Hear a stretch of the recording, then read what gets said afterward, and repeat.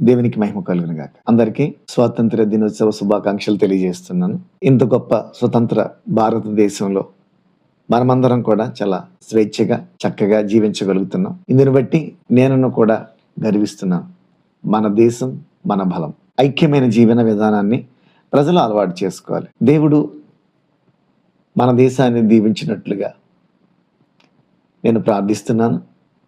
అలాగే మనం అందరం కూడా ప్రార్థించాలి. బైబిల్ గ్రంథంలో నీతి దేశాన్ని హెచ్చిస్తుంది, ప్రార్థన రక్షిస్తుంది. దేశం కోసం ప్రార్థన చేద్దాం.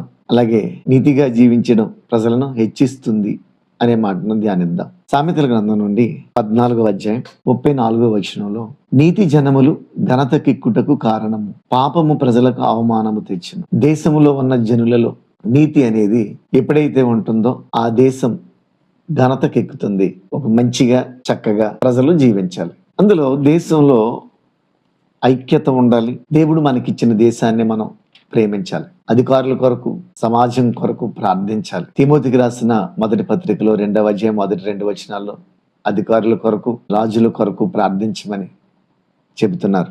మన దేశంలో శాంతి వచ్చినట్లుగా మనం ప్రార్థించాలి. ఆ ప్రార్థన ద్వారా ప్రజల్లో దేవుడు ఒక శాంతిని, చక్కటి నెమ్మది గల జీవితాన్ని దేవుడు ప్రసాదిస్తాడు. సమాజంలో ఎక్కడ చూసినా శాంతి అనేది లేదు.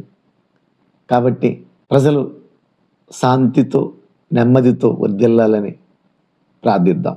రెండవది, ప్రజలలో యువత నీతిగా జీవించడాన్ని, మంచిగా జీవించడాన్ని అలవాటు చేసుకోవాలి. ఎందుకంటే యువతలో తప్పుడు ఉద్దేశాలు, తప్పుడు విధానాలు అలవాటైపోతున్నాయి. తద్వారా వాళ్ళ జీవితాలు చెడు వ్యసనాలకి బానిసైపోతుంది. వాళ్ళ జీవితాలు నాశన పంచులకు వెళ్ళిపోతున్నాయి. లో ఉన్న ప్రజలందరూ మంచి నియమాలతో, మంచి ధర్మాన్ని పాటిస్తూ, నీతిగా జీవిస్తూ దేశానికి పేరు తెచ్చే విధంగా ఉండాలి. అలా ఉండాలి అని అంటే మనలో దేశం మీద ప్రేమను కలిగి ఉండాలి. దేశాన్ని ప్రేమించాలి. దేశాన్ని ప్రేమించడం అంటే జెండాను ప్రేమించడము, గౌరవించడము కాదు.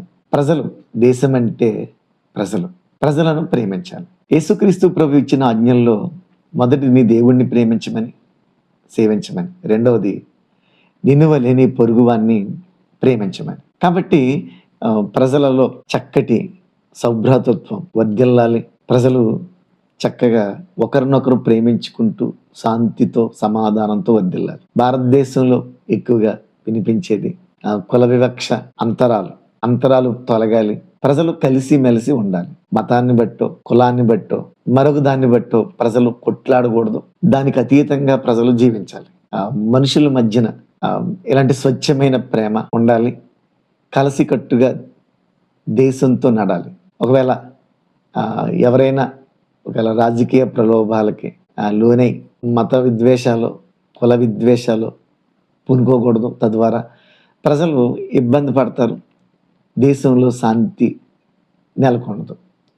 కనుక మనను వలె మన ప్రజలను కూడా ప్రేమించాలి. అంతేకాదు అందరూ కూడా ఎంతో కొంత ప్రజలకు, సమాజానికి మేలు చేయడానికి ప్రయత్నించాలి. అంటే ఒక మంచి వ్యక్తులుగా మార్చడము, లేదంటే ఉన్నది పెట్టడము చేయాలి.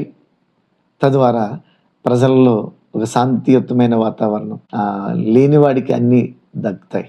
అలాగే అధికారులు, పరిపాలించే వారు కూడా ప్రజల ఎడల ఒక నీతియుక్తమైన పాలన అందించాలి. తద్వారా ఒక నీతి కలిగిన ప్రజలు సమాజంలో ఎప్పుడైతే తయారవుతారో ఆ దేశము, ఆ ప్రజలు ఘనతకెక్కుతారు. కాబట్టి ఎవరికి వాళ్ళే స్వచ్ఛందంగా మంచిని పాటించడానికి ప్రయత్నం చేయాలి. మన దేశం అలా వర్ధిల్లాలని, ఎక్కడ అన్యాయం గాని, అక్రమం గాని లేకుండా మన దేశం బాగుపడాలని మన దేశం కొరకు ప్రార్థిద్దాం.